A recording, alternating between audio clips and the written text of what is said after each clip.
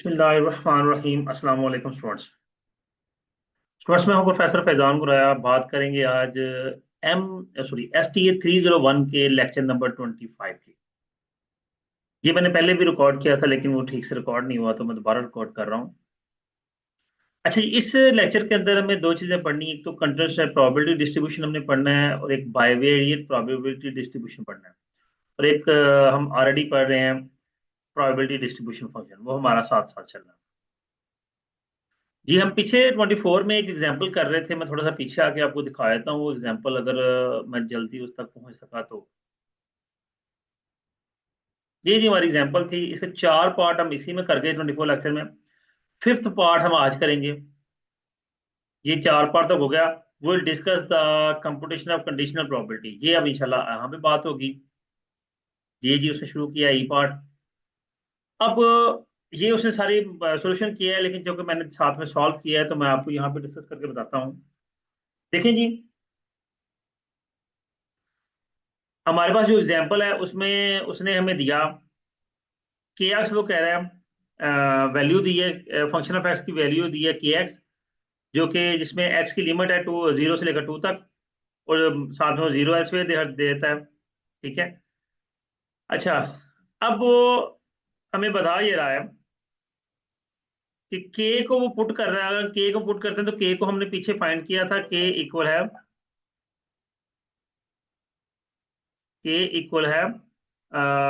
1/2। अब ये 1/2 अगर मैं पुट करता हूँ तो ये x/2 हो गया, क्योंकि के एक्स है तो x/2 हो गया। अब इसी x/2 को जब मैं प्रोबेबिलिटी में लेकर आऊंगा, तो मेरे पास जो कि जो फंक्शन था वो ये है जी, x < 1/2 एंड x, ये sorry divided by x < 1/3 and < 2/3। तो हमें जो x की लोएस्ट लिमिट है 1/3 है, वो ही हम यहाँ पे पुट करेंगे, पूरा करेंगे इसको। ये 1/3 x और 1/2, और उधर से सॉरी ये इक्वल टू मैंने लगा दिया है, खाली लेस देन और इक्वल ग्रेटर देन है। ठीक है, ये थोड़ा सा देख लीजिएगा, मैं इसको काट भी देता हूँ, क्या टाइम ज़ाया कर रहा हूँ मैं। चलें नेक्स्ट, गलती होगी तो वो फिर आप लोग खुद ही देख लीजिए। अच्छा जी, हम इसकी लिमिट अप्लाई करेंगे। मतलब कि आप इसकी देख लें कि लिमिट 1/2 और 1/3 है। 1/2 ऊपर आ गया, 1/3 नीचे आ गया, एक बड़ा ऊपर आता है छोटा नीचे आता है। ठीक है। और उसके साथ साथ हमने जो x था हमारा x/2, वो उसके हम इंटीग्रेट कर रहे हैं ऊपर नीचे, क्योंकि डिवाइड की हुई वैल्यू है। ठीक है, क्योंकि हमें प्रोबेबिलिटी अप्लाई करनी है तो प्रोबेबिलिटी के लिए हमें इंटीग्रेट करना है।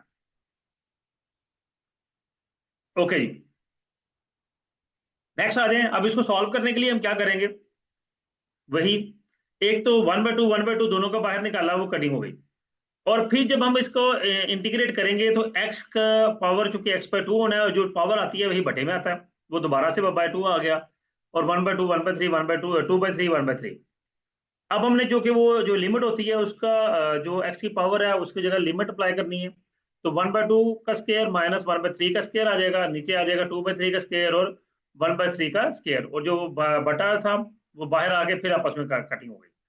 अंदर सॉल्व किया तो 1/2 का स्केयर 1/4 आ गया, 1/9 आ गया, और नीचे 2/3 का स्केयर 4/9 आ गया, माइनस 1/9 आ गया। इसको जब हमने सॉल्व किया तो हमारे पास जनाब ये आ गया 5/12। ये तो हमारी ये एग्जाम्पल कंप्लीट हो गई। अब अगली एग्जाम्पल है हमारे पास, आगे आते हैं। ये जो अगली एग्जाम्पल से शुरू की हुई है, ये देखें जी एग्जाम्पल है जी। अब कंडीशनल अनडिम वेरिएबल की एग्जाम्पल है। इसमें हमें उसने चार वैल्यूज दी हुई हैं। वो कहता है जी, एक तो आपका जो फंक्शन ऑफ एक्स है वो जीरो है। ये डिस्ट्रीब्यूशन प्रोबेबिलिटी डिस्ट्रीब्यूशन है। ठीक है, सॉरी डिस्ट्रीब्यूशन फंक्शन है, और इसकी प्रोबेबिलिटी डिस्ट्रीब्यूशन फंक्शन का मालूम करना है। स्मॉल एफ में मालूम करना है। एफ एक्स 2x² बाय 5 है, और फिर F x -3/5 plus 2/5 3x minus x² over 2। अच्छा, ये हम देख लें, डिस्ट्रीब्यूशन फंक्शन की जब हमने प्रोबेबिलिटी मालूम करनी है तो हमें इंटीग्रेट करना होता है, और जब उसे रिवर्स करना है तो हमें, सॉरी उसकी डिस्ट्रीब्यूशन उसकी डेरिवेशन करनी है, और रिवर्स करना है तो इंटीग्रेट करना है। ये बात पहले भी हो चुकी है, डेरिवेशन का रिवर्स इंटीग्रेशन होता है। आ जाएंगे नीचे, सोल्यूशन पे चलते हैं। पहले option, function of x is equal to zero, zero की डेरिवेशन जीरो होगी, इसलिए मैंने इस पर कोई वर्किंग नहीं की। सेकंड है function of S D over D x 2x² बटा 5। अब देखिए जो नीचे है वो तो वही रहेगा, और 2 जो है ये जो पहले आएगा तो ये इस तरह हो जाएगा, 2 मल्टीप्लाई बाय 2x ओवर 5, तो ये 4x ओवर 5 हो गया आंसर। फिर आ जाए -3/5 तो 0 हो जाएगा, और 2/5 जो है वो उसे हम बाहर निकालते हैं, अंदर सॉल्व कर लेते हैं। ये हमारे पास अंदर है जी 3x minus x care over 2। तो 3x का डेरिवेशन जो है वो x वेरिएबल चूंकि खत्म हो जाता है तो कांस्टेंट कोफिशिएंट उसका रह जाता है, तो वही आ गया माइनस एक्स केयर था तो वो 2x आ गया, और 2 - 1 आना है वो जो कि खत्म हो जाना है, तो 2 से कट गया तो x आ गया, तो ये आ गया 2/5 इंटू 3 - x, ये इसकी डेरिवेशन आ गई। अब आ गए चौथा, चौथे पे आते हैं। मेरे ख्याल 3 थे, ओ सॉरी हाँ, 1 की डेरिवेशन भी 0 होती है, तो पहले और चौथे की डेरिवेशन 0 हो गई। 0 की तो 0 ही होनी है, 1 की भी 0 ही होती है। नहीं, 1 की डेरिवेशन, हाँ 1 की डेरिवेशन 0 होती है, सॉरी। ओके जी, नेक्स्ट एग्जांपल हमारे पास है, यहाँ पे भी एग्जांपल निकाल लेते हैं। जी अगली एग्जांपल आ गई। वो कहते हैं find the expected value of random variable x having the probability distribution function. Probability distribution function है तो उसकी एक्सपेक्टेड वैल्यू निकालनी है। देखिए प्रोबेबिलिटी मौजूद है, इसको रिवर्स करना है हमने, तो इंटीग्रेट करना है, नॉर्मल बात है, ठीक है। उसमें हमारे हमें उसने दिया कि जी 2 1 माइनस एक्स है, और एक्स की वैल्यू 1 0 से 1 तक है, और 0 एल्सवेयर, ये सब कोई फंक्शन नहीं होता, वैसे लिखा होता है, समझ लें। अच्छा, यानी कि अगर कुछ भी ना आए तो 0 तो है ही है, इन शॉर्ट ये होता है।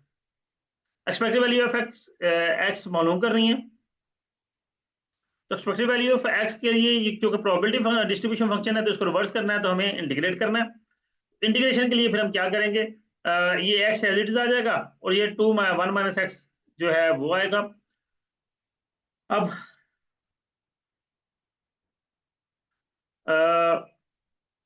ये देखिए ये 2 उठा के हमने बाहर ले आए, अंदर हमारे पास आ गया x1 से मल्टीप्लाई होकर x आ गया, और x मल्टीप्लाई होकर x स्क्वायर आ गया। दोनों को अलग अलग इंटीग्रेट करेंगे, इसको जब इंटीग्रेट करेंगे x को, तो x स्क्वायर ओवर 2 हो जाएगा, और 1 और 0 आ जाएगा। एक्स स्क्वायर को इंटीग्रेट करने के लिए जो कि इसमें वैल्यू इसके पावर में एक ऐड हो जाएगा, तो x3 हो जाएगा, और जो ही पावर होती है वही बटे में आ जाता है, ठीक है। और 1 0 आ गया, सॉल्व करेंगे तो हमारे पास आ जाता है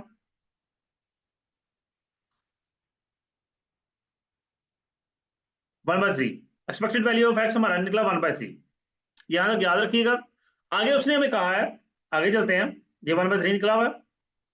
आगे हमें वो कहता है, यहाँ पे देखें, वो कहता है फाइंड करें जी, ई प्रूव करें, sorry, E a x plus b equal है E expected value of x plus B.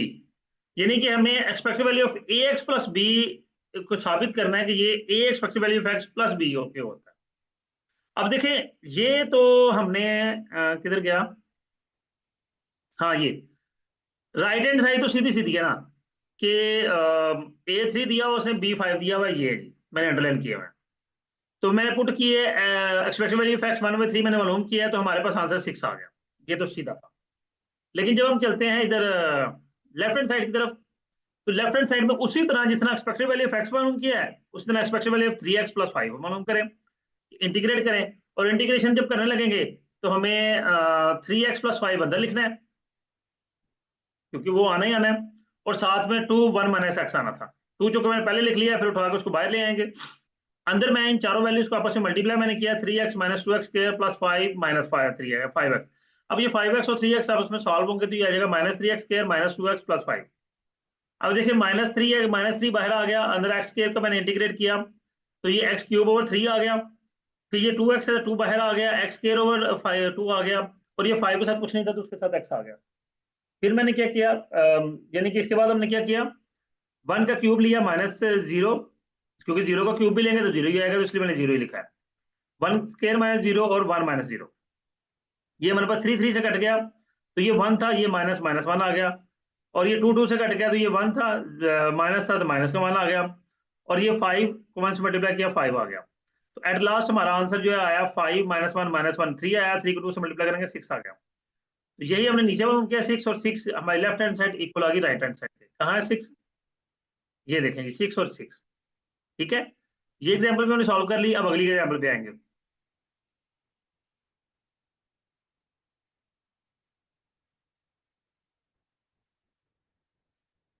Non variable function of x 3/4 x 2 minus x 0 है, अदरवाइज लिख लेंगे, एल्सवेयर लिख लेंगे, एक ही बात है। अब कहता क्या है, कहता find the first 4 moments about the mean end moment ratio. अब यहाँ पे हमें म्यू 1 म्यू 2 म्यू 3 और म्यू 4 मालूम करना है। यहाँ पे अब म्यू 1 का जो फॉर्मूला है ना, म्यू 1 तो इक्वल होता है 0 के, सीधा सीधा। म्यू 1 है इक्वल 0 के ऑलवेज। म्यू 2 जो है उसका फॉर्मूला होता है mu 2 prime minus mu 1 prime का होल स्क्वायर। इधर जा रहा है। अब प्रॉब्लम ये है कि हमें इसका मतलब है म्यू मालूम करने से पहले म्यू प्राइम मालूम करना है। ठीक हो गया जी। तो म्यू म्यू प्राइम उसने मालूम किया हुआ है, मैंने भी वैसे सॉल्व किया हुआ है। ठीक है, तो इसको यहीं भी डिस्कस कर लेते हैं। देखिए जी, हमने क्या किया, mu 1 prime expected value of x है, तो हम क्या करेंगे, एक्स एज इट इज आएगा और फिर फंक्शन ऑफ एक्स पुट करेंगे। फंक्शन ऑफ एक्स क्या था, 2x माइनस एक्स स्क्वायर। तो हमने इसको पुट किया। अब x इससे मल्टीप्लाई होगा 2x स्क्वायर हो गया, और x इससे मल्टीप्लाई होगा 2x क्यूब हो गया। तो सॉरी, x क्यूब हो गया। अब x क्यूब को जो इंटीग्रेट करेंगे हम, सॉरी पहले एक्स स्क्वायर को इंटीग्रेट करेंगे। 2 तो एज इट इज साथ आएगा, और एक्स स्क्वायर जो है वो एक्स क्यूब हो जाएगा, तो बटे में 3 आ जाएगा। इस तरह ये एक्स क्यूब था, x4 हो जाएगा, बटे में 4 आ जाएगा। मैंने यहाँ डिटेल में किया हुआ है, ये देखिए जी। ये पहले मैंने इनको मल्टीप्लाई किया, फिर मैंने यहाँ पे जब इंटीग्रेट किया 2 बाहर लिख लिया, तो एक्स क्यूब है, तो वो बटा 3, और ये 4 x4/4 आ गया। फिर मैंने 2 का क्यूब लिया -0/3, और 2 का 4 लिया -0/4। बाहर 4/3 एज इट इज आ रहा है, क्योंकि वो जो इसका था वो मैंने पहले 3/4 जो क्वेश्चन में था वो हमने बाहर निकाल लिया इंटीग्रेशन के। वो पहले स्टेप में लिख लें या दूसरे स्टेप में लिखें, फर्क नहीं पड़ता, उसने वो हर दफा पहले स्टेप में लिखता है। ठीक है, नेक्स्ट चलेंगे। ये 2 का क्यूब 8 हो जाता है, 2 का 4 जो है वो 16 हो जाता है, ये 16 है, तो मैंने काट के 4 लिखा है, क्योंकि 4 नीचे था तो कटिंग की तो 4 आ गया। इधर आ जाए, ये अब ये 3/4 अंदर दोनों से मल्टीप्लाई होना है। 8 2 16, 3 48, और 4 3 12 आ गया, और 4 3 12, और नीचे 4 आ गया। अब ये कटिंग की, ये कटिंग की, तो ये 4 1 4 एंड 4 3 12, और यहाँ पे 12 1 12, और 12 4 48 माइनस करेंगे तो इसका आंसर 1 आ जाएगा। इस तरह म्यू 2 प्राइम जो है उसमें expected value of x square हो जाएगा, बाकी सब कुछ साथ चलेगा, ये एक्स स्क्वायर हो जाएगा। अब ये चूंकि ये आप सारा सॉल्व कर चुके हैं, तो उसको डायरेक्टली पुट कर सकते हैं, इशू नहीं है। ये ऊपर हम सारा सॉल्व करके हैं ये साइड, तो अब इसको डायरेक्ट पुट कर सकते हैं, इशू कोई नहीं है। सिर्फ इसका 3/4 बाहर निकाल लें, और ये x square 2x square minus x cube जो है ना, तो 2x minus x square,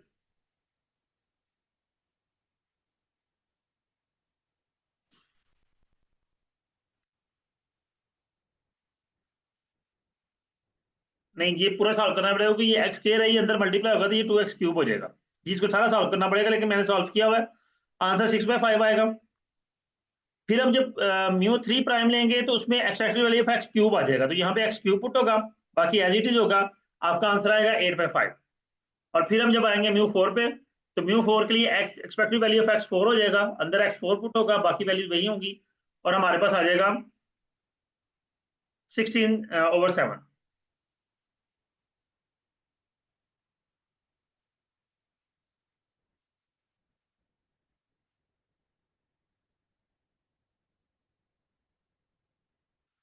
okay, जब हमने म्यू मालूम करना है, तो म्यू 1 जो है वो तो ऑलवेज 0 है, मैंने बताया। म्यू 2 के लिए म्यू 2 का प्राइम माइनस म्यू 1 प्राइम का होल स्क्वायर, 6/5 -1 का स्क्वायर, 6/5, और ये 1 को जब एलसीएम लेंगे तो ये 6 - 5 हो जाएगा, तो 1/5 आंसर आ गया। फिर म्यू 3 है, म्यू 3 जो है वो mu 3 prime minus 3 mu 1 mu 2 +2 mu 1 का होल क्यूब। वैल्यूज पुट करेंगे। अब ये वैल्यूज आपने पुट करनी है एज इट इज, ये फार्मूलाज आपके लिखे हुए हैं, ठीक है सारे। इन फार्मूलाज के मुताबिक वैल्यूज पुट करनी है, तो आपका आंसर आ जाएगा। अब वापस आते हैं।